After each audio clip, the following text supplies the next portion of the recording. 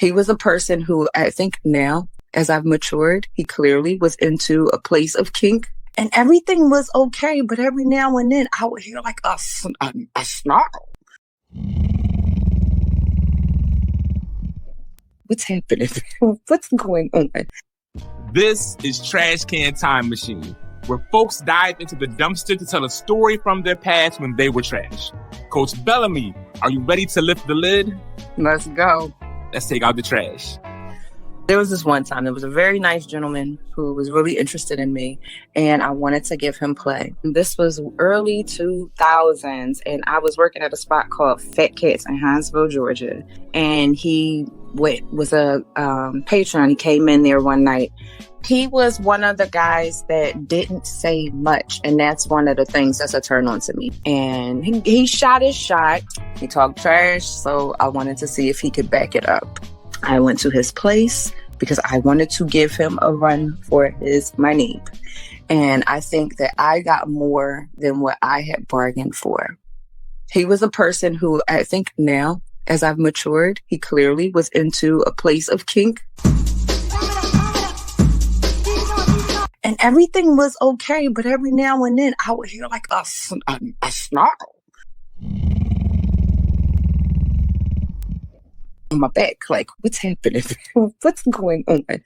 What is that? It was like, you were like, let out a little light growl. And then he just jumped out the damn jungle on me.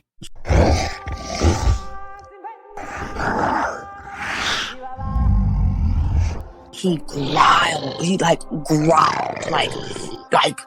And no, he wasn't done. I just think he was really excited in the moment and just growled on me. I didn't know what was happening. And because this was my first time with kink, I was scared. I didn't let things keep going. I stopped it. I stopped it. I got really, really scared.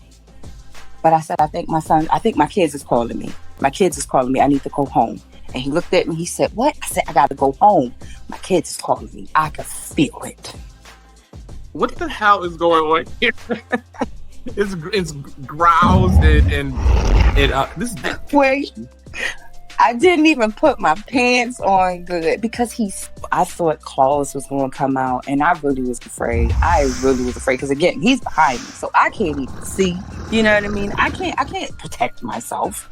He's back there. All I heard was growls, and I needed to flee for my own safety.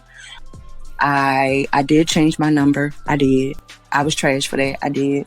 I just didn't want him to call me no more. I didn't want to see the brother again. And I think I purposely forgot his name. I do remember what he looks like, but that is probably about all that I remember about that man. And then I went and told everybody. That was the part that was trash. I told everybody and their mama. Everybody that would listen to me. I shared how somebody growled on my back and I thought he was going to eat me. Like, somebody's going to eat me. I didn't know that I was the prey and I wasn't ready. He didn't warn me, and it was very scary. And he had a very deep voice, so it was not like my growl. My growl is cute. His growl was scary. So that was my first time ghosting somebody, and I ghosted him really, really bad. Because apparently he had people kind of like, well, hey, can you just tell her that I'm here?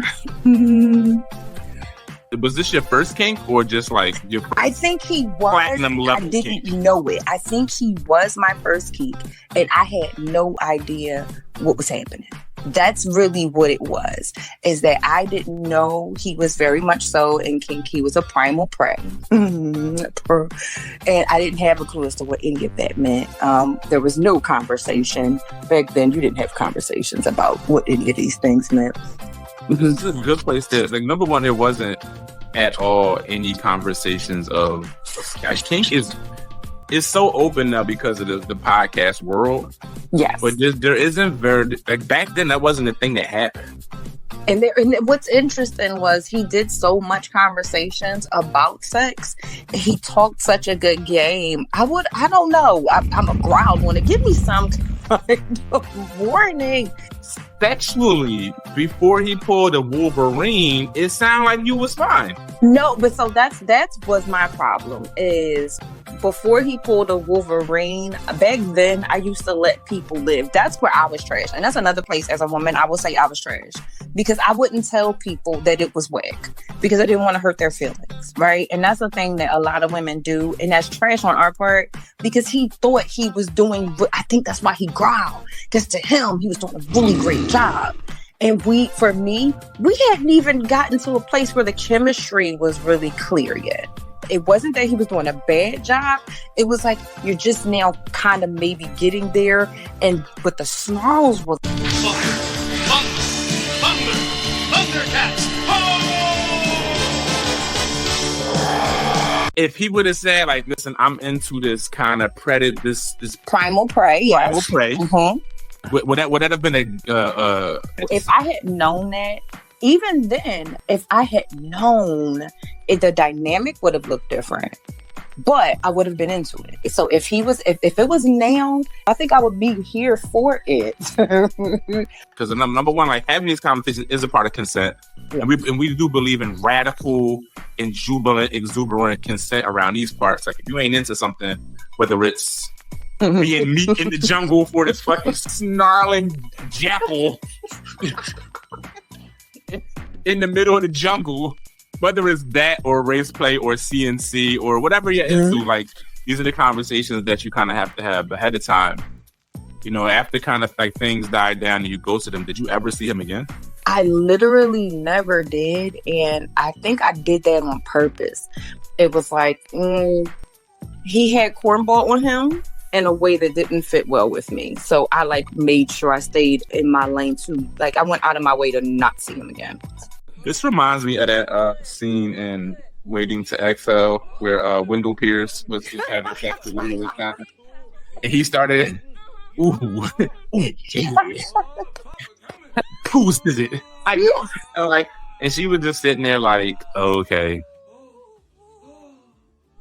But with that said, that's our trip to this week's Trashcan Time Machine. Tell the folks what you're up to these days. Go tell me. I am working on events, producing, as well as my program, Unbound, will be returning this fall, October 2025. Registration will open in July 2025. So make sure you follow me. I am at MRS Bellamy, like Bill Bellamy, .callmecoach on IG. And let's connect. Another trash story composted into content. If you enjoyed this, let us know. Hit the thumbs up and drop a comment.